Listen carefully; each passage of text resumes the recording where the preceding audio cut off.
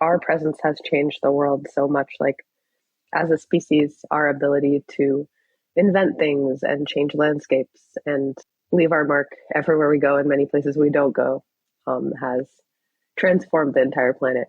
That is Cara Giaimo. She is today's guest and co-author of the new Atlas Obscura book, Wildlife, An Explorer's Guide to the World's Living Wonders. I'm looking at the book right now. It's packed with over 500 plants, animals, and more. The book takes you, quote, on an epic journey around the globe from frozen Antarctic deserts to lush jungles, from high mountain peaks to deep ocean trenches, and even to the heart of our densest cities, end quote. And this is what we're diving into today. You're going to get a behind-the-scenes look at what it takes, first of all, just to create a book like this, what goes into it, and how the creation of this and just diving deep into the natural world really changed some of Cara's perspectives and the way she approaches even her daily life. We explore some of the unique relationships between cultures and creatures. You're going to get plenty of ideas for places to go to witness some of this unique wildlife in person, and so much more. It's all happening in this episode right now. So buckle up, strap in. Thanks for being here, and welcome to the Zero to Travel podcast, my friend.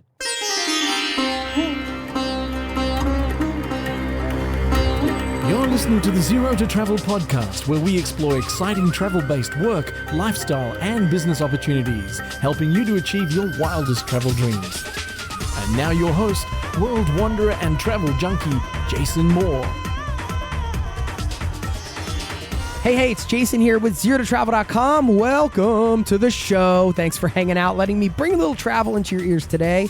This is the show to help you travel the world on your terms, to fill your life with as much travel as you desire, no matter what your situation or experience. This was a fun one. I was excited to discover, among other things, some of the unexpected urban wildlife experiences you can have, perhaps right in your own backyard if you live in an urban area. That's one of many topics we cover on the new book, Wildlife, and it's always so cool to chat with an author. Cara has a unique background as a science writer, and you can hear her curiosity come through in this conversation. It's really infectious. And, you know, when you dive deep on the natural world, we talk about how that can be life-changing in some ways. Perhaps you'll walk away with some different perspectives, or at least some different ideas on some places to perhaps visit. Again, the book is Wildlife by Atlas Obscura. Two last things before we dive in. First, don't forget our newsletter, zerototravel.com/newsletter. You can sign up over there. It's free if you want to keep in touch off the pod. And a bit of a surprise for you today in our road trip planning series, a segment you didn't expect to hear just yet, but it's coming. So get your pen and paper ready. That's all I'll say. All of that and much more happening in the show. Stick around on the back, and I'll also leave you with a quote to wrap things up. Thanks for listening. Please enjoy my conversation with Cara. Cheers.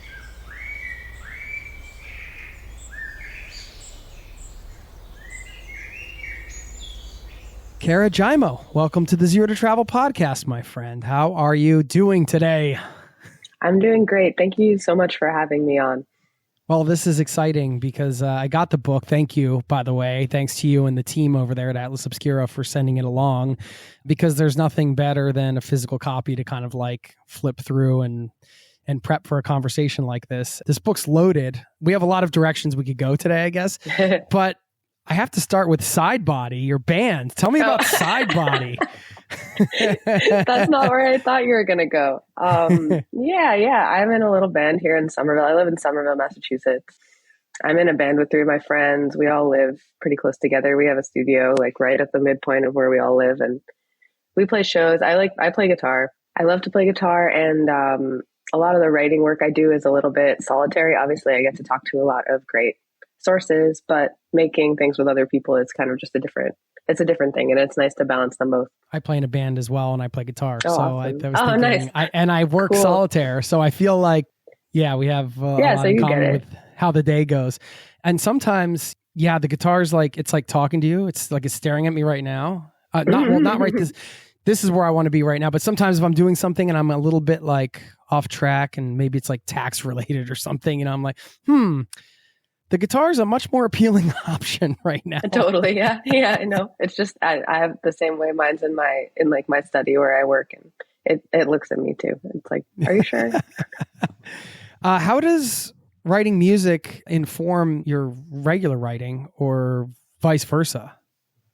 That's such a good question. I feel like rhythm is really important to me in both. Like if I'm writing a guitar part, I want it to be rhythmically interesting. If I'm writing a sentence, maybe I want it to do something rhythmically with, even the syllables or the emphases. I've always kind of just thought in that way. How long have you been playing music? I picked up the guitar when I was about 16. So almost 20 years I've been playing some way or another. But joining the band has really kind of like helped me get to a new level with it in terms of commitment and interest. It's been one of the best things I've ever done. You always want to be the one in the room that everyone around you is like at another level. And that's always me with these guys. Like, I feel like they're like always taking me to the next level that I wouldn't be able to do just on my own. But I love the combination of sort of like the in-person creative collaboration thing, and then getting to go into like my little creative bubble like I have here. How is that for you? Like, is that like an intentional part of your lifestyle? And just, it wasn't really something I did on purpose. It just kind of happened, but I do really like it. In general, I like being able to do so many different things in a day. Like this book was a huge project and it took up a lot of time, but it was sort of, counterbalanced by the ability to do some of these other things. And yeah, like, sitting at the computer and like doing really heavy research and learning everything there is to know about, a particular insect or whatever. And then like being really satisfied by that, but then coming out and getting to go and just jam kind of like without any particular goal in mind. It's just a completely different kind of energy. I don't know. It just helps me. Curiosity and having fun. I guess mostly curiosity really drives most of the things that I do in life. And so having two different arenas where that applies in different ways is really nice. What's your band called? Laundry House. Cool. I can send you a link after. Yeah, I'd love to hear we it. started playing in like an old Norwegian community laundry house. So that where like the community awesome. would go and do their laundry. So that's how the whole name came up. It was just part of the origin story, I guess. So yeah, so that sort of free form creative idea versus you kind of like got goal oriented writing. And this book in particular, Wildlife, which obviously we're going to talk about today, from my research, seems like it took like 3 years to make this book. Obviously a lot of collaborations along the way. Do you do this freelance, or you're not full-time with Atlas Obscura, right? This was like a... Not anymore. My first full-time writing job ever was with Atlas Obscura, and I wrote for their website for about 3 years. And then, I struck out on my own. I went freelance, and I really started to focus more on writing about other species, animals and plants and fungi and the people who know them well. And so the people at Atlas Obscura actually decided that they wanted their third book to be about the natural world. And they approached me and said, do you want to help us with this? And I thought it sounded like so much fun. So I was happy to get that email. And then it just kind of snowballed from there. And like you said, it took a very, very long time. I don't know how long. Books always take a long time. But it was definitely what I was focused on every day for a while. And so having it out in the world is really satisfying and fun. Yeah. How do you decide to make such a big commitment? Like, what's your thought process there where you're like, yes, you can get that email and be excited initially, but then also you can be like, what am I getting myself into? Yeah. Like, do I actually want to dedicate, like multiple years of my life to this project, or like a big portion of my time? And that's a huge consideration. I'm just wondering where your head was at, and like any advice you have to share, like with that process of things, because like we all have to kind of pick and choose the things we are going to put our time into. And sometimes that can be hard, especially when it's a bigger commitment. Yeah, you're totally right. And I think at the time, for better or for worse, I didn't quite understand what I was getting into. I said to myself, ignorance is bliss. Yeah, exactly. I said, okay, I think I can do this and freelance at the same time. And, it will be like half of my work or whatever. And I felt confident about that. But then as I went with it, I just got kind of like, I think the only word is really obsessed. Like I really just wanted to make it a certain way. I wanted it to be really fun to read. I wanted it to be really info dense. I wanted it to be including all of these different pieces. And in the end, I did work on it full time, and probably more than full time for a long time. But I don't know, it's really worthwhile to me. I think I wouldn't have done that if I hadn't enjoyed the project so much. So I ended up putting in the time and effort that matched my interest. And it just happened to be very high. So it all worked out. But I agree, you don't want to sign on to put all your time into something that doesn't feel that way, because then that's a different kind of thing. But this was really compelling to me. Yeah. I mean, your enthusiasm for it definitely shines through. When I opened the book, I actually, because you don't know until you have a book in your hand, right? So you said information dense, and I was surprised at how much was here. It's like pictures and diagrams, and it's like a modern day documentation, but in a fun way, as Atlas Obscura is known to do. And you did a great job of making it engaging and entertaining. And thank you. I'm sure that was part of the challenge too, because sometimes, like, this is no offense to like science writers, but sometimes like when you're reading something about the natural world, it can be a little dry at sometimes, like this is amazing thing. And like, how are you making this boring? But it's definitely not the case with what you have here. And then there's some surprising things along the way, which we'll talk about, that I was like, oh, this is really cool that you guys decided to include this. And I wanted to ask about some of the creative choices there, but we'll get to that. You see what I just did there? I guess that was a little accidental teaser. I'm sorry. No, that's cool. I was wondering, after spending, and we're going to get into some of the content, but after spending, all this time writing the book and diving in and exploring your curiosity around the natural world, did it change at all the way you live your daily life? I think I've always found so much to appreciate about the natural world, and I've always tried to make it part of my life. I live in the city, but I spend a lot of time outside. If it's not winter, which it's starting to be, I'm outside most of the day. I work outside. Like, I just try to be out there as much as I can. I think like the process of writing this book and going through every single biome we could think of and going all around the world and talking to so many people, it just deepened everything for me. Actually, you know what? I was kind of worried that writing it would exhaust me in some way, because it just took a lot of time. And I was thinking about these things every single day. And I thought, okay, am I going to burn out on this topic? Am I going to not be interested in these quirky little critters anymore? Like, is this my last hurrah? But in the end, like, it just made everything feel more important. So I think it brought me closer in terms of, what I do every single day. I think it made me, it did actually make me more interested in travel. I'm not just saying that because that's what this podcast is about. It made me more wanting to see certain of these things for myself, or think about responsible ways to visit some of these places and really experience them. Most of what did that was, there are interviews in the book with people who live alongside different species, not just scientists, but other kinds of people with other kinds of jobs that bring them into contact with some of these cool animals and plants and things. And speaking with them or reading what contributing writers sort of spoke with them about made me want to be in particular places and experience that for myself and speak to more people like that.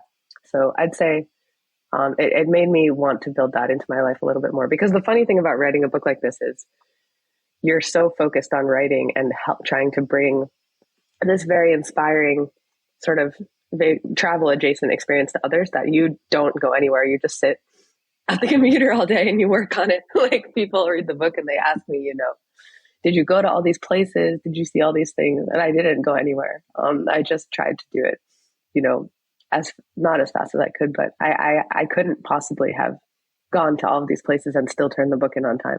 So now that it's over, I'm sort of like, okay, where do I want to go? What do I want to see? And that's kind of also thrown into relief by the fact that a lot of these places are not going to be the same forever because of how we are changing the earth. And so I obviously think about that a lot too. And like what my role could be there, telling people about what we're doing. And even, I guess also, sorry, this is a very long answer. I'm not burned out on writing about fun little critters, but I am interested in how I can use my platform and the things I've learned to also, write about how, like, things we can actually do to keep the world from changing until it's unrecognizable to us and everybody else who lives here. I'm starting to feel a little bit more like maybe the next writing work I can do can be a little bit closer to that. I've always thought that, raising people's curiosity will help them care more. And I think that's true, but I think people also really want to know what they can do. Like people don't always understand, I don't always understand the role that individuals can play in the next however many years that are going to determine what the world looks like for a very long time. So I'm interested in looking into that a little bit further. Yeah. Thanks for sharing that. Yeah. I mean, it sounds like not only impacted like your like a lot of perhaps part of your worldview or your everyday present, but also in the future and where you want to go with your work. Something about, when you dive a little deeper into the natural world and you understand, like you start to see, I don't even know how to put into words. Like I could just use an example from the book I was reading to my daughter last night, the caterpillar that like, it doesn't shed like its old head. It like it grows a new head and like stacks heads on top of, and then the old heads are stacked on top of the new head.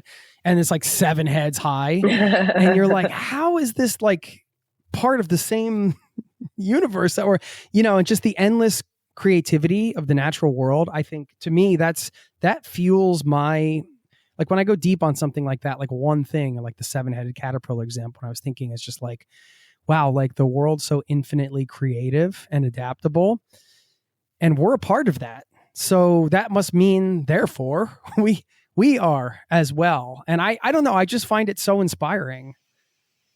Totally, me too. And everything, I kept sort of, putting the book together. You read through a lot of examples of cool creatures and things like that caterpillar with all the heads. Like I did sort of expect to be like, nothing can surprise me, I'm going to look through this batch of pitches, or I'm going to look through this like sheaf of scientific papers that I found, and everything's going to be something I've heard before. But it was never true. It was like there was always something like that caterpillar where it was like, I could have never dreamed this up, like this is so, like you said, creative. It's very creative.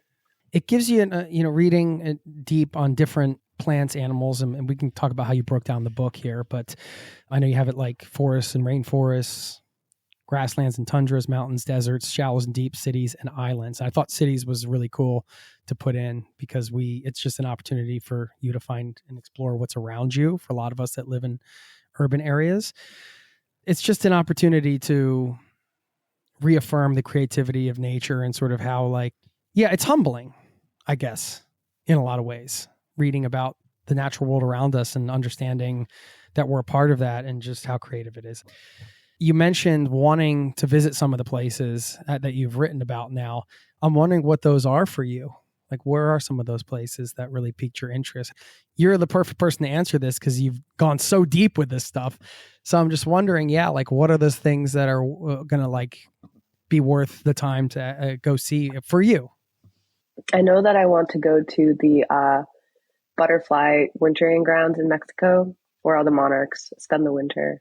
This is a pretty heavily covered part of the world. You can see a lot of amazing videos of this place, but basically all the monarch butterflies, they're different kinds of monarchs, and they migrate to different places. I think the densest migration ground where they all go and spend the winter together is in Mexico in this mountain forest, and you can go there and you can see them all together. And the writer who wrote about it for me for the book, Kestrel Keller, they described it as like a Dali-esque landscape of just like butterflies melting into each other because they're all like on top of each other to keep warm, and they're like sleeping. And it's just when I see a monarch in my yard, which is always a special experience in itself, it's all alone, and you sort of see it as this like creature who is like doing its all to get as far as it can with this like really funny way of transport, like these little wings that are kind of making it flutter all over the place. But so I imagine I like the idea of seeing them all together, when they've all gotten where they want to go and they're together, and they know they don't have to go anywhere for a while. Like I want to see the monarch chilling. Yeah. I want to see all the monarchs chilling together. It seems like it's visually spectacular. There's a lot of cool culture surrounding it. The people who live there have made the monarchs a part of their culture, and I think vice versa. So that's one place I'd really like to go. I want to go to Poland and see the water filtration plants where they employ the mussels. This is one of the first entries in the cities chapter. They figured out a way there to hook up freshwater mussels like shellfish to to detect contamination in the water. Because mussels are so sensitive to what's in the water, more than like a chemical test. You can test your water for stuff, but it's really hard to test it for everything. You would have to test it over and over and over again because our chemical tests are pretty specific. But a freshwater mussel is just very sensitive. Like, it's like if you smell something weird in the air, it can do that for water. So they put them all in this funny little contraption, and they have something attached to their shells. And if all the mussels, I think there's 8 on duty at once, if all the mussels close, they know that something's wrong with the water and they can shut it off, and then they can do all the tests to figure out what's wrong. And these mussels work for a certain amount of time, and then they're retired. They're just like thrown back into the water. Wow. But I want to see that. I think that's so cool. Like you said, we are creative, and we can find creative ways of sort of like working with different members of our ecosystem. And I like this example because, the mussels aren't harmed. They're just living somewhere else for a little bit. And then they go back home. And in the meantime, there's this way to keep the community safe without using a ton of effort and resources. And I wish we thought about things a little bit more like this in general. So I'd love to go and speak to the people who work with this system. Those are just 2 examples. I could keep you here for 4 days talking to you about places I'd like to go from the book. Yeah. No, I love that example. It's like, when you think about harnessing nature for the good of humans, let's say, and like that's such a great example because we could think about, putting lipstick on mice or something, to make sure there's, that's kind of like, but this is just an example of, using the natural ability of an animal to give us information. It just sounds so.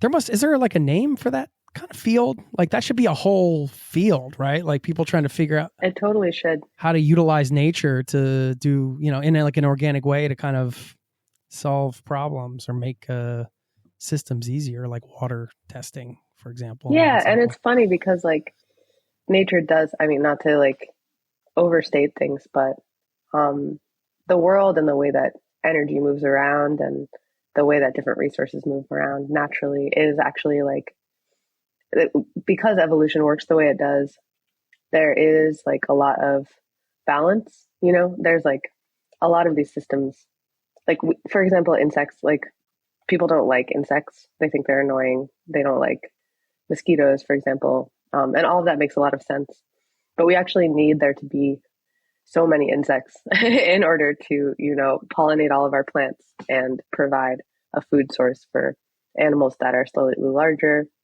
and just sort of like participate in all of these natural cycles that we have. And so I think like an example like the mussels, it's a little silly and it's very specific, but it sort of shows the role that even these small creatures actually play naturally in the way that the world works that we can't forget about, because if we forget about it and we devalue them, we're going to be breaking all of the systems that keep us alive. And so I think that's another reason I like it. It's like not only an example of humans kind of stepping in and making a creative decision and doing something smart, it's like also, it really shows how much we rely on the way that happens naturally in so many different systems that we didn't build, but that we rely on. You have one part where you just talk about fences. There's another part where you talk about roads, how they impact wildlife, plant life, things like that. Initially, you would think, you're just going to focus on the wildlife. So, like to me, that was a little bit like in a good way, like a surprising inclusion, like that you were talking about. Okay, the proliferation of fences and how they can impact migration, for example. Can you talk about some of the choices like that you made and why?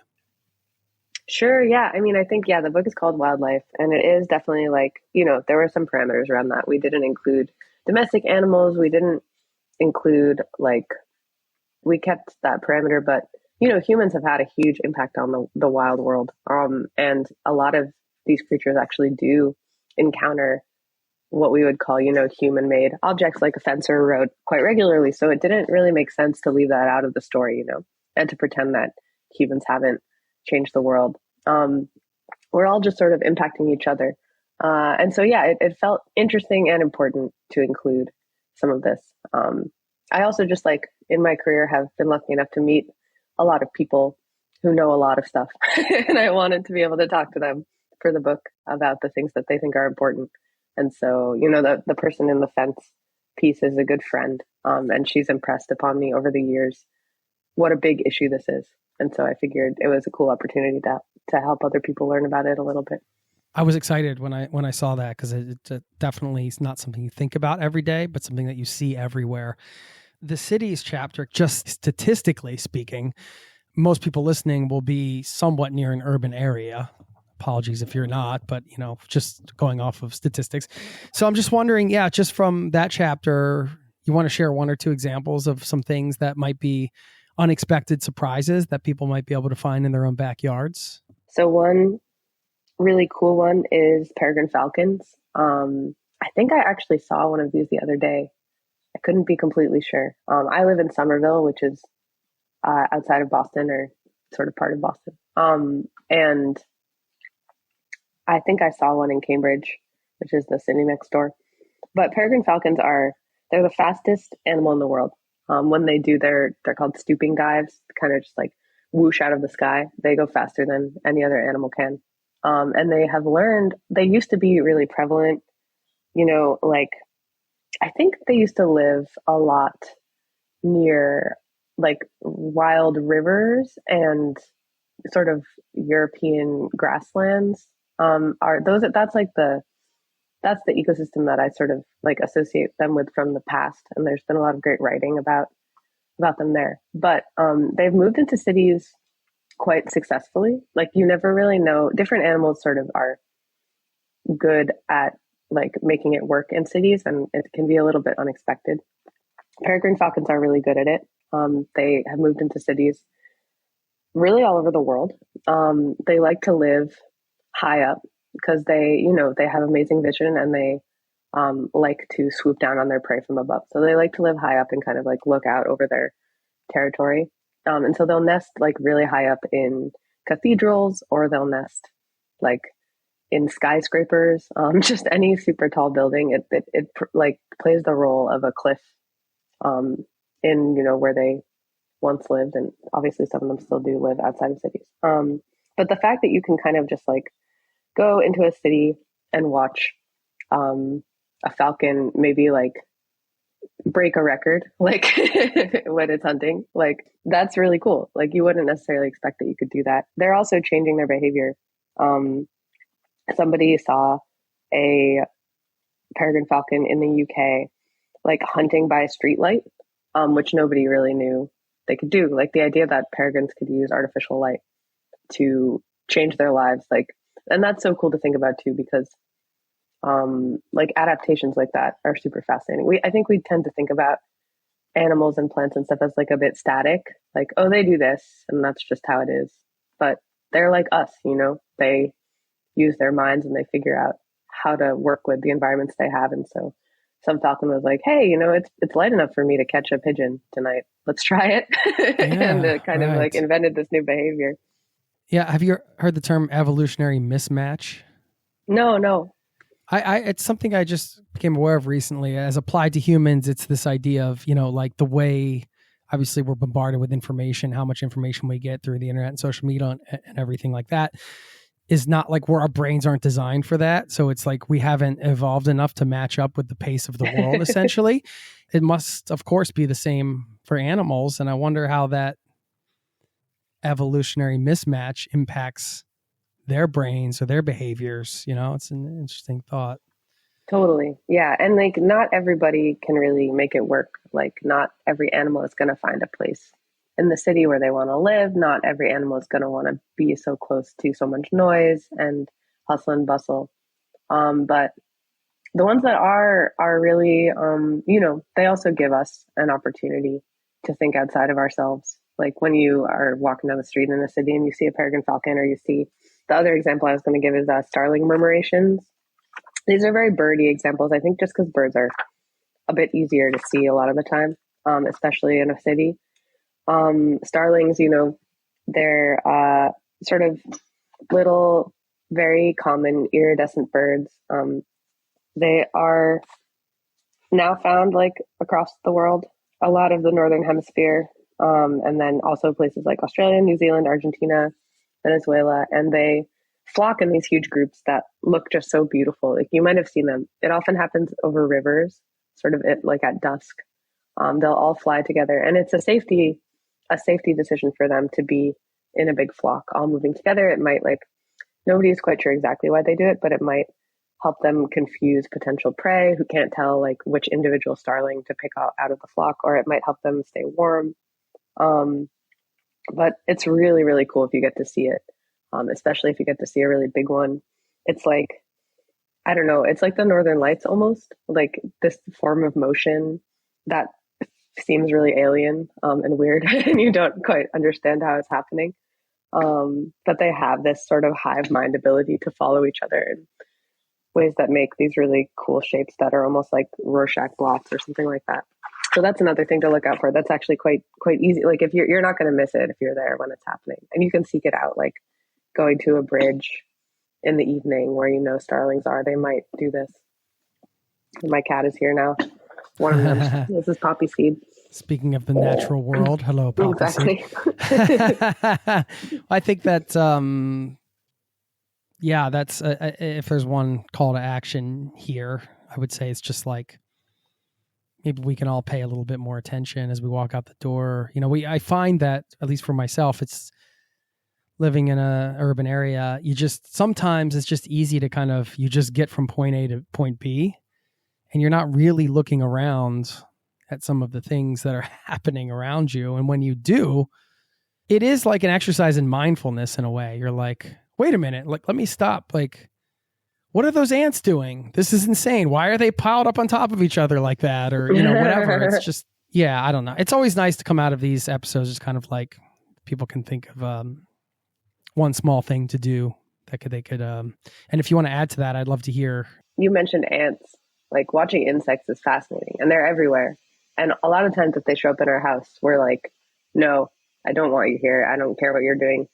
This is where I live. And, totally fair. I've put a lot of insects outside myself. But if you are, like, if you do decide to take the time to look, it's so interesting. And there are so many things we don't know. The other day, I was at the beach. I was doing a book event in Santa Cruz in California.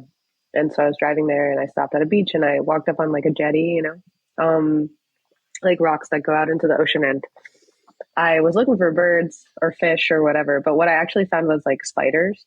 There were all these spiders that had woven webs on the jetty between the rocks. And I was like, what are they doing here? I just had so many questions. And I don't know, a lot of times when I observe things, like animals or plants doing something, I mostly have questions, but that's great. It's great to have questions. And then you can kind of try to figure it out over time. So watch the bugs, see what they're doing. Try not to be scared of them because they're not usually that scary. I think there is a little bit of a creepy crawly fear response that people can have, but if you get past that, they're so cool. And you can think to yourself like, okay, what does it seem like they're doing? Why are they doing that? What is complicating their journey today? And it's like a little story, that's playing out before you. And you can bring a little bit of yourself to it. And then you can also acknowledge the difference in experiences that you might have. And it's a nice little exercise. Yeah. The spiders one's a great example of like, what are they doing here? This isn't their natural habitat, yet it is, I guess, Yeah, I guess so. It's cool. Yeah. I mean, I know there's some nomads in this audience, people that are traveling long term, but when you are based somewhere for a while and you're going through the seasons, speaking of what you said in the beginning of the conversation, like the rhythm of words, the rhythm of music and writing, there's the rhythm to nature as well. And a specific example is this happened a couple months ago. After a certain period, there's a certain period of the year where there's all these spider webs out front of my house, like just all over, and you can see them reflected in the morning sun and everything. And it's just not normally that many, but for some reason that time of year, now I haven't solved that mystery. I don't know why it's like that, but I've noticed year after year that just kind of happens around the same time. Endlessly That's so cool. Yeah, that's awesome. I'm glad you noticed that. Right. Like the places we live and like the time that goes by, like we have, I don't know, I'm listening to myself and kind of laughing, but like we have our calendars and our clocks and everything, but then like there are so many things happening around us that can tell us also what time it is and what like time of year it is. And like learning to clock into that stuff is cool and kind of freaky. Like where I live, the seasons are changing, like not from one to another, but like the character of the seasons feels like it's changing really fast because of the climate. So that's like also interesting to observe in a bit of a freaky way. Why can a tree live for like 5,000 years? Like you have some of these, the oldest trees in the world, and there's a different list of them in the book. Then you have like an insect that only lives 24 hours. It's like, yeah, what? Yeah, it's really nuts. One of the places in the book that I've heard about, and you mentioned the YouTubers in here because there's some sensational, I feel like, videos around this, but the Chernobyl exclusion zone, of course, the meltdown in Chernobyl, which polluted the area with radiation. And so it was closed and off limits. And now you can, I guess, I don't know how it works. I think you can travel there and see parts of it, or maybe all of it. You probably know better than I do. I know there's some like YouTubers going there and showing stuff, but from the wildlife perspective, this has done some interesting things. And I wanted to hear a little bit more about that and what your thought was around including that. Totally. So that's a place that I find really interesting as well. I think you can take tours there. I think when I was writing the book, it was like lockdown was still happening. And so the options for any sort of thing like that were limited, but I believe that you can take a guided tour into different parts of the zone. And then the YouTubers that go in, I don't know if they're supposed to be there or not, but their videos are definitely really interesting. It's an interesting place because, like you said, there was this horrible accident, and a lot of radiation exposure all over this particular part of the world. And people left. Obviously, they couldn't live there. And then, a lot of animals sort of moved in. It sort of rewilded. Like there's this thing called rewilding. It just basically means like all the people leave and we let it go back to how it wants to be without us. And so the Chernobyl exclusion zone has rewilded, and people are really curious about the effect that the radiation has on the animals that live there, but also on the fact that the lack of human presence has made it in some ways much easier for them to be there. So it's kind of like there are pros and cons for them. Like obviously they probably don't know about the radiation, but it might be affecting them anyway. But they do know that this is a quiet place without human disturbance that they can go. And so there are a lot of opportunities to see wildlife there if you take one of these tours.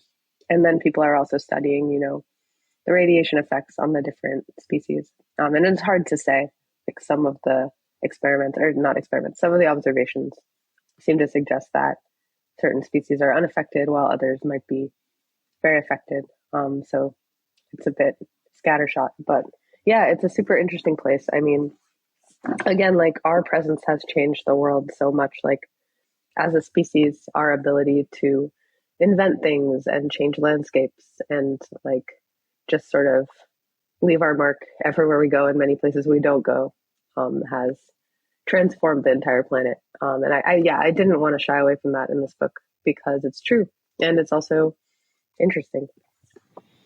And it is interesting to think that it takes like a nuclear plant meltdown in order to create the space for a proper rewilding to occur, Sometimes, yeah. You could say, well, clearly they don't know about the radiation or like that this is impacted there. But then, animals, there are animals that they have certain behaviors when there's an earthquake that's going to come and hasn't hit yet, or like it's about to rain, they know. So who knows what they know? No, you're right. I was thinking about that as I was saying that. I was like, actually, I can't say definitively that they don't. Sure. No, you said that. Yeah. That's why I appreciated that. Cause it's like somebody might be thinking, but we don't know. You also there was the story of the snake charmer, which was a traditional sort of one of those generational jobs, I guess you could call it, like the art and the craft of snake charming was passed down in this guy's family. You want to talk a little bit about that part of the book? Because I thought that was also like an interesting, bringing in sort of like a local perspective on the human animal connection that, maybe tourists have seen in a certain way. It seems like the gentleman that was featured in your book was more of part of a traditional lineup that practiced in a traditional way as opposed to some of the modern day. Yeah. You want to just share a little bit about that? Oh, totally. Yeah. It was so important to me to include people in the book who, had different kinds of relationships with the different species we feature. And also like sometimes, like in this case, very close relationships that have been occurring over generations. And I think that kind of knowledge is so interesting. And it's not something we're always exposed to, even reading about science, like in my job, ordinarily I talk to so many scientists and researchers, and they do have so much knowledge to share. But they, it's a particular kind of knowledge often gathered in one of a particular set of ways. And, those people are also people, and sometimes the most interesting conversations I have with them are when we move away from like the bounded research work that they do and into the observations they've made outside of that, or, how they feel about stuff. I guess that's kind of an aside, but yeah, getting to talk to all different people with all different areas of expertise and all different types of experience from all around the world. Like that was so cool. That was the best part of working on this. So this guy, I wish I knew better how to pronounce his name, but my best shot at it is Jabal Jogi, and he lives outside of Pakistan, and he is a part of the Jogi tribe, which is a nomadic group of people who use music and like tradition to charm venomous snakes. The person who interviewed him is named Aisha Imtiaz. She's a freelance writer and she's really great. She went out to see him and talk to him. Actually, I think she didn't go, but she managed to like FaceTime him and talk to him about his work with snakes. And it's really cool. Like this group of people has just been working with these snakes for generations. The snakes live with them. They don't think of them as pets, and they don't think of them as tools or resources. They think of them as, beings who they live alongside and who they work with. And, he said some stuff that like, sort of on its surface, like, I don't really know that I would say is like fact checking was interesting because, he said some stuff that I was kind of like, I've never heard this before. Like, I can't imagine that this is like true in the sense that I think of things as true, but it's true to him. And he has so much more experience than me with this that I wanted to like, let him, obviously talk about it. Like, who am I to say that this does not happen when I have never seen the snake and I'm not part of his group, So, I don't know. I wanted to give space to people to like, to share their experiences. Cause that's like, I don't know, it's part of what's really cool about getting to make a book like this. Is you can like, obviously a lot of it is in a voice that I have spent a long time developing and that I think is effective for like keeping people interested and stuff. But then you get to have these parts where other people get to talk and you can learn new things from them. And yeah. Yeah, but I mean, just thinking about Jabal Jogi and his community, like out there, knowing these snakes so well and having these relationships, and yeah, sometimes performing and they perform at like festivals and things like that. Sharing that with others is cool. I don't know. That's another place I would love to travel and see more of. Yeah. When you were talking about the difficulty with fact checking, were you referring to kind of his how he was explaining his ability to sort of like communicate with the snake and sort of make like a pact with it and be able to know that the snake would communicate to him when that was sort of done? Yeah, exactly. Things like that. Just like different things he talked about. It's just so far out of the realm of my own experience and the realm of the fact checker's experience. And so it was just cool to see it and be like, yeah, I mean, like, like, I don't know, like how do you really like, it's something I'm interested in. Like, how do you ask more about that? But yeah, that's exactly the kind of thing that I meant. How can you fact check that this person has a pact with the snake? You kind of can't. And so, You just have to either. Good luck with that one, Chat GPT. Exactly. The world is a really cool place. It's a mysterious place. Well, I mean, like, you think about going back to music, sometimes you might come up with a riff or something and you just don't even know where it came from. We experience these kind of like small miracles every day as humans. So who's to say, I don't know, maybe that's like the mystical, my interest in mysticism taking over here, but no, but there are so many different ways of understanding things and experiencing things and creating things. And like, as a science journalist, I do feel like beholden to the truth, right? Like, I don't ever want to put something in a book or in an article that is not true or that is misleading or like, like I feel that really strongly. It's part of my job.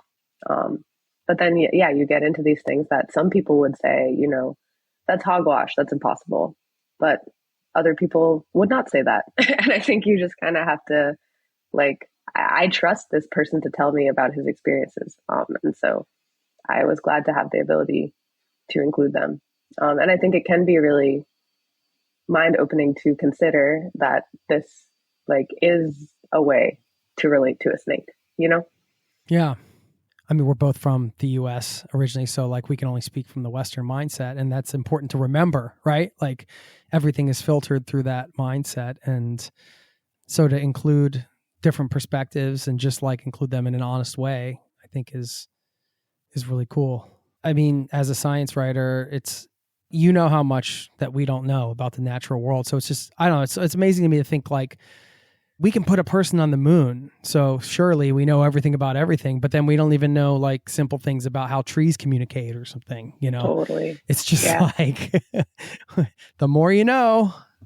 Yeah. And I know you mean like we know the things that we want to know to a certain extent. Like we know the things that we've put, like the moon mission, like took so much resources and so many people had to care so deeply in order for that to happen. And I'm kind of waiting like for that moment to occur in the contemporary world with questions like how trees communicate. I don't know, going back to something we were talking about earlier, I think we're at a moment where like we really need to decide what the planet is going to look like. And we have a lot of impact on that. And I feel like we're sort of thinking within the systems that we've already set up, like, can we bring down our emissions, which is obviously very important? Can we change some of these like human-made resource cycles that we've gotten ourselves into with things like making fertilizer and creating, material goods. But I think like, it seems to me like a really good time to learn a little bit more about how everybody else is doing it. Like how these trees are talking, how they're cycling resources, like again, with the mussels, like we could learn a little bit more about all the different ways there are to live on Earth. I think we might have a little bit of a better idea of how to do it ourselves without creating so much destruction and imbalance. So I'm hoping that people will maybe turn their attention to that a little bit more soon, preferably very soon. I'm hitting the applause button sound effect. Okay.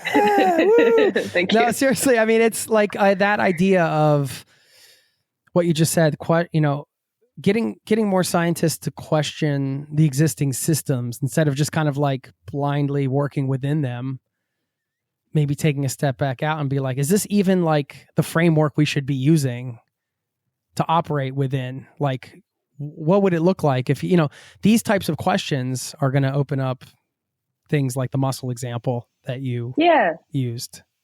I was speaking to somebody who said that their mentor said to them, like, anything that we can build, like some microbe or insect or like whatever, like knows how to do it better, like in terms of chemical compounds even, like because evolution has like led to so many different ways of making it work. And the like each of these creatures and species has so many different cool skills and talents that we can learn from if we pay a little bit closer attention. And like maybe there's a world in which we can keep like doing all the things that we like to do without creating so many difficult byproducts from that, like I don't know, I'd like to think it's possible. And one way to get there might be to study how yeah, how others do it.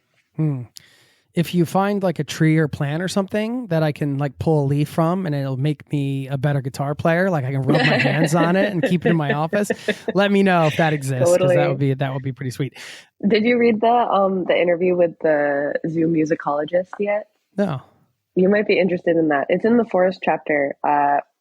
Ella Morton, who actually wrote the first Atlas Obscura book, she was kind enough to contribute a few pieces to this book, and one of them was about flute lyrebirds, which live in Australia, and can sing anything. Like they imitate sounds, and they can imitate other birds, and they can imitate human, like ones in zoos will imitate like jackhammers and car alarms and stuff like really well. Really? Wow. Yeah. And so she spoke to a zoo musicologist named Hollis Taylor, also in Australia, who is a musician, who studies like the musical aspects of animal sounds and uses them in her work as well. She's a violinist.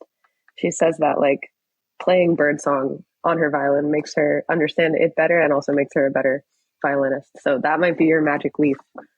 Start playing some bird songs on your guitar. I'm going to read that right after this. That sounds fascinating. My son would probably want to teach them like the riff from the Final Countdown. He loves that song. They could probably figure that. That's probably easier to do than a jackhammer. I was also thinking about making a Police Academy reference, but most people won't get that. There's that guy in Police Academy that can make all the noises of any, whatever. See, that's why I didn't go there. Sorry. Even though I just did. Why did I do that?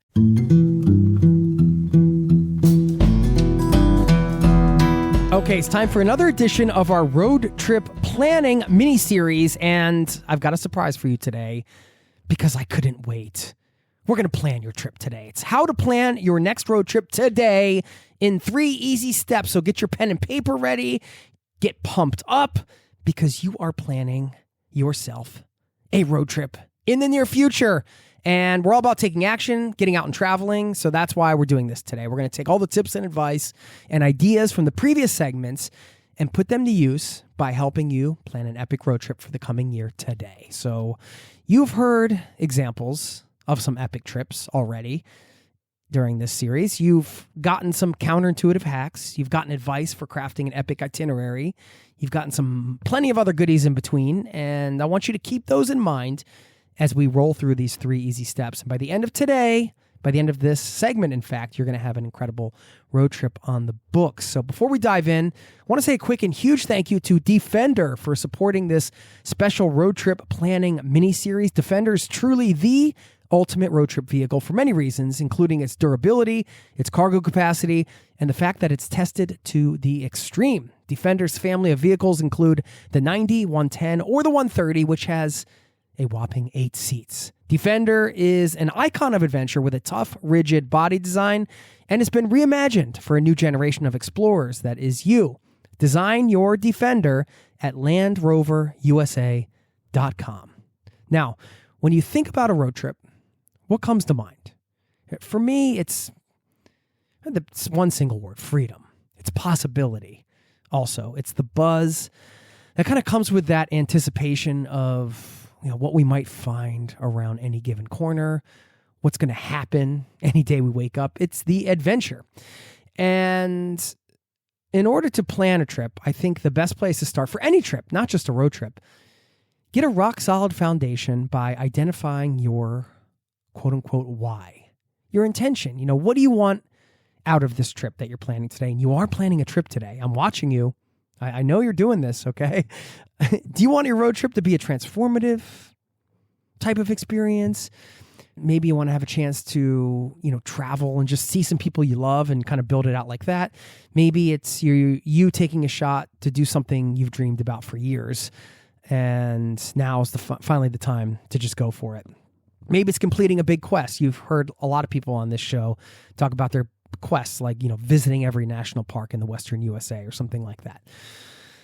Maybe it's just to go to one place. Maybe that's just even a couple hours from your home. I don't want you to think that this is something that has to be, a multi-month thing. Like, you got to just plan something based around your lifestyle, based around what you have time for.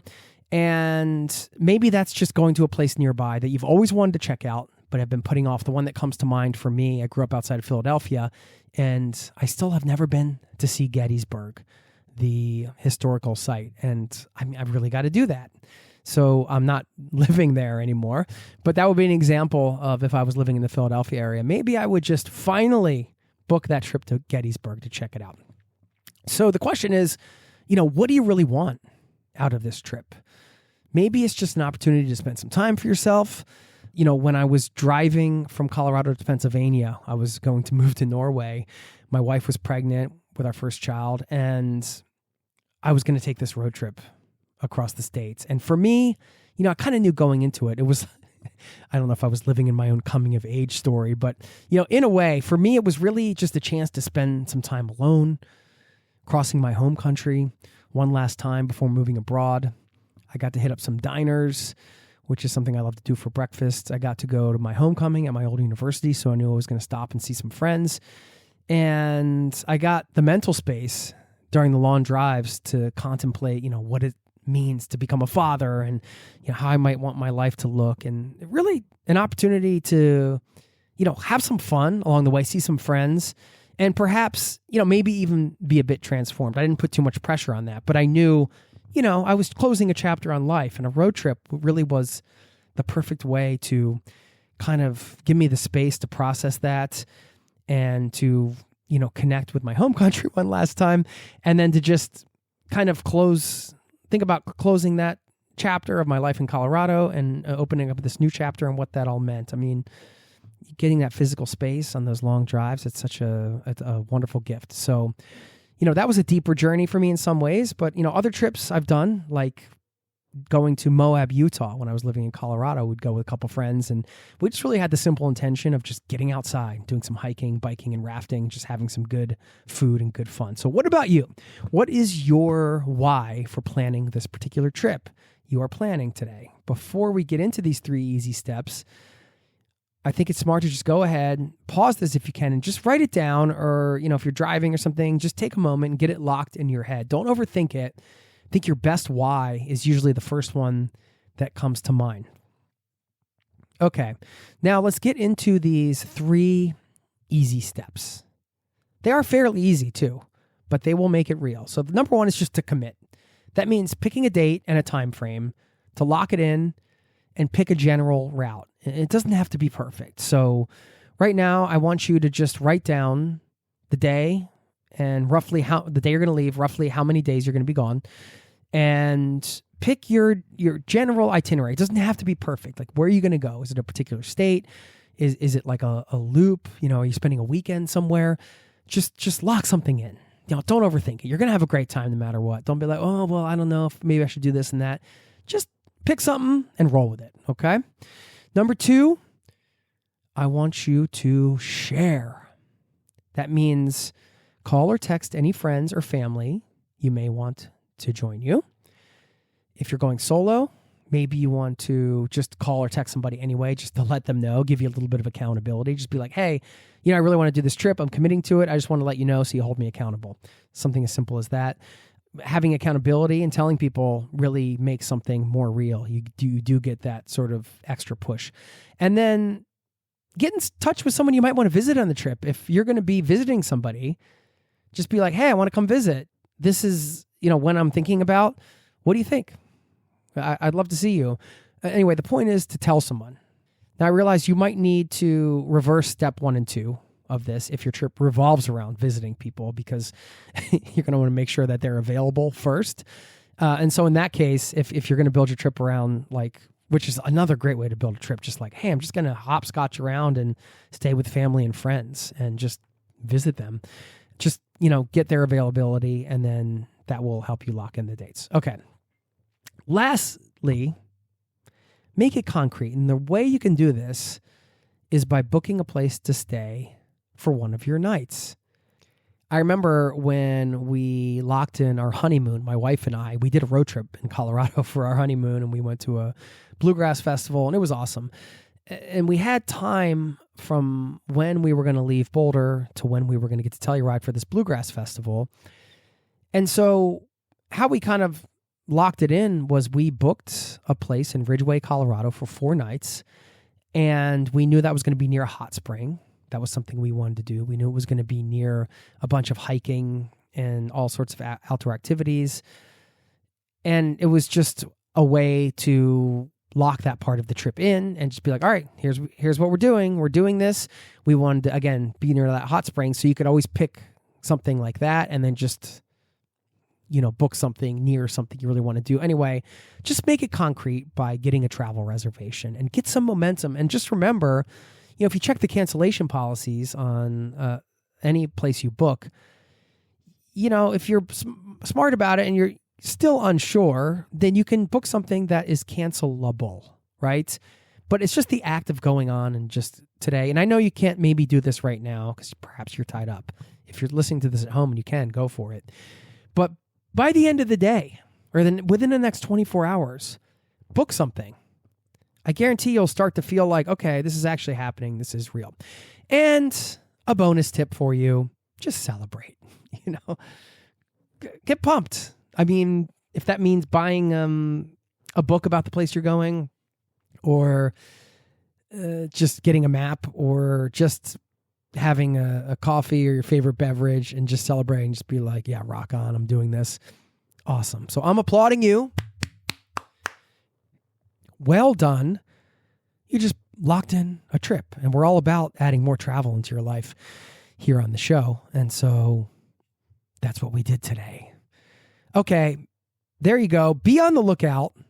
There's going to be one more segment coming your way, a bit of a bonus segment, just to give you a little more support for the trip, the adventure you have coming up. Speaking of adventure, I want to share one last thank you to the icon of adventure, Defender, for helping me help you plan this iconic adventure. Defender has been reimagined through thoroughly modern design, but one thing that hasn't changed is Defender's legendary capability off-road and on. It's the ultimate vehicle for road tripping. You can explore the Defender 90, the 110, and the 130, which has 8 seats over at LandRoverUSA.com. Thanks for listening. And please, if you want some accountability, you can always send me an email. Let me know what you planned, where you're going. Thanks for listening.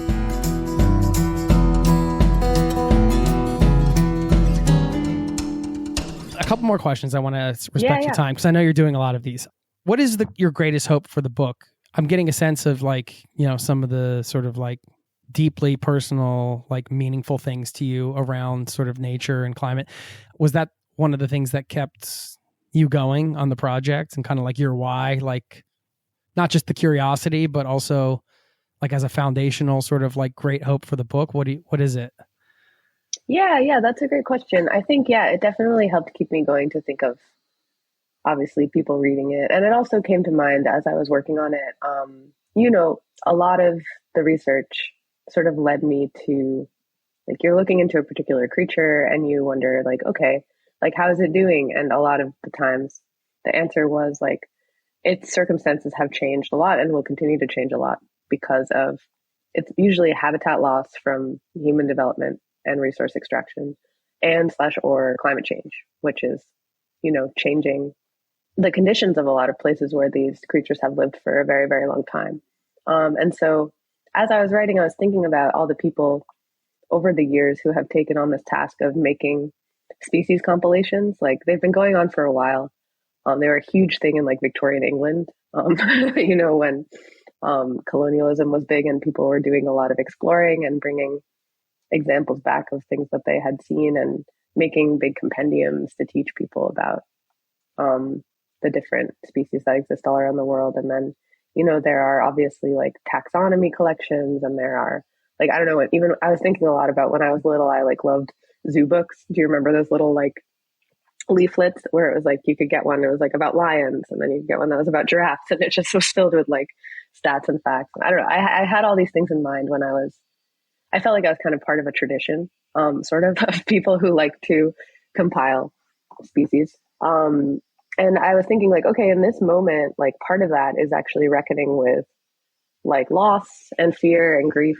And, I didn't want to make the book too heavy, but I did feel I'm writing about some of these creatures that might not exist in 10, 15, 20, 50 years. I want to do that justice, and I want to give people the opportunity to learn about them, and hopefully care about them. You were asking about like the why. Yeah, it was kind of both of those things. Like, I personally think that these other species are so fascinating to learn about and to consider sort of when living my daily life or thinking about how I want the world to be. I wanted to bring that across to people. I wanted people to have fun reading it. I don't know, you mentioned this. You were like just saying it's dense, like it's really filled with stuff and it has some things in it that you might not expect. I do think like it is like a gift book. It's like a very beautiful object that you could give to someone or give to yourself. And then I'm hoping that people will do that and then like be surprised, because maybe they think it's going to be one way or they have certain expectations around a book like this and what it is. And then I hope that they find that there's more in it than they expected, more different kinds of things or just something that resonates with them. Those are my hopes. Yeah. Thanks for sharing that. I think it's beautiful and very much feels like you are part of that tradition you mentioned of compiling species, but also like in a way that, like you said, is entertaining and like you've really balanced all of the intentions you just laid out of like sort of your why and your hopes. It does feel like you fully accomplished all of that. Well, thanks a lot. With this. So I just want to give you congratulations because it's no small feat to like take all those values and infuse them into a book of this size. So, and this scope. So congrats. Thank you. I really appreciate that. I want to give a shout out to, I've mentioned them a few times, but the various contributing writers who participated in this project. I worked with like probably over 100 writers from literally everywhere. We had people on all 7 continents, including Antarctica, contributing to this book. And I learned so much from them and it was so much fun to work with all of them. And I think that also helps give the book a feeling of surprise and enjoyment, is that there's just so many people who put their care into it. So I didn't want to not mention that. Yeah. How's the book tour going? It's been fun. It's been awesome. It's so cool to meet people in different places who, I mentioned this before, but a lot of this work is a little bit solitary, and I don't mind that. But then coming out from that into, a bookstore filled with people who really care about the same things as me, or like, getting questions from people who are really engaged and interested and have their own perspectives to share feels really good. Amazing. Do you want to leave us with like, is there like a favorite quote you're living by now or anything that you've got? Honestly, like the thing that comes to mind, the seasons are changing here in Boston really quickly. Like actually it's seasons changing from fall to winter. It's getting cold. It's making me mad. I don't always really love the cold weather, although, I respect it. So every single day I've been trying to get outside first thing and just sort of like accept what's going on out there and look around a little bit, see how the plants are changing, like you said before, see how the birds and bugs are doing, feel the quality of the sunlight, things like that as a morning routine. And it's working really well. It's helping set the tone for the whole day. So it's not a quote, but it's sort of like it's a little ritual I'm doing right now, and I recommend it. You're practicing friluftsliv. That's the Norwegian concept of the fresh air life, getting outside no matter what the weather, So there you go. Embrace the friluftsliv. Yeah, even just like, yes, I'm embracing it. Will you say it one more time? Friluftsliv. Friluftsliv. Yeah. Cool. That's what I'm going to say to myself. You can look it up. I'll send you links. Speaking of links, we'll put them all into the show notes. Is the best place for the book just the Atlas Obscura homepage? Is that where you're sending people? Where do you want people to go to check out your work? So the book is most places you can find books will probably have it. It's in local bookstores. It's on Amazon. It's on Bookshop. You can find it through the Atlas Obscura website and use that to find it somewhere else that you might want to get it. My work is all over the place. I'm going back to freelancing, so I'll be popping up in various publications. And the tour is wrapping up, but I do have a few more events. I'm going to be in Savannah, Georgia as part of the Savannah Book Festival next February. So if you happen to be near there, come say hi. Nice. We'll link up to it all and go again, the book Wildlife, An Explorer's Guide to the World's Living Wonders. It's beautiful. Well done. Thank you so much for your time today. Thank you so much for having me on, Jason. This was awesome. Such a good conversation. Thank you very much. Take care.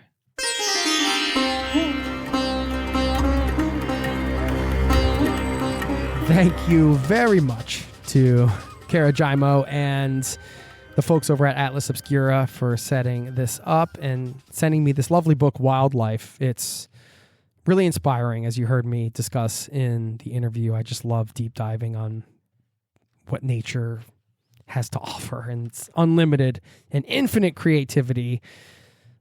Gets me so pumped up. Anyway, thanks for listening. I am going to leave you with a quote now. First, a quick reminder. We have a newsletter. Sign up over at zerototravel.com/newsletter for 2 reasons. Number 1, it's free. Number 2, you're going to get awesome stuff and connect further with the community. I guess that was 3 reasons. So there you go. All right, I'm going to leave you with this quote. I saw it today, and I thought it was a good one that ties this show together. It's from Amy Cuddy, who said, "The way you tell your story to yourself matters." There you go. Now, lastly, as promised, we'll play you out with one of Cara's tunes from her band Sidebody. You can find them wherever you get music. This one from the album Full-Time Job, and it is called Pie in the Sky. Enjoy, and I'll see you next time. Peace and love to you and yours. Cheers.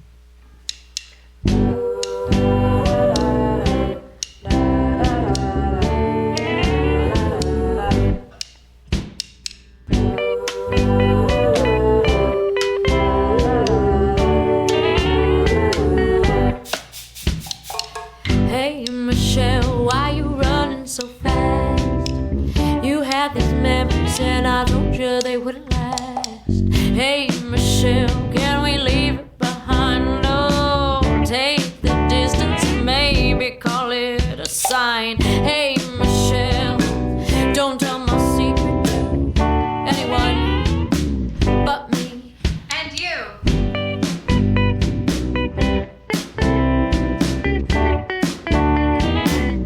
Don't waste your time. There's nothing left here. The trees have shed the leaves and the grass is just dirt. How can we ever make it work? Hey Michelle, why you running away? I got these secrets that I thought I told you yesterday. Hey Michelle, that's in the past, you know. Hey Michelle,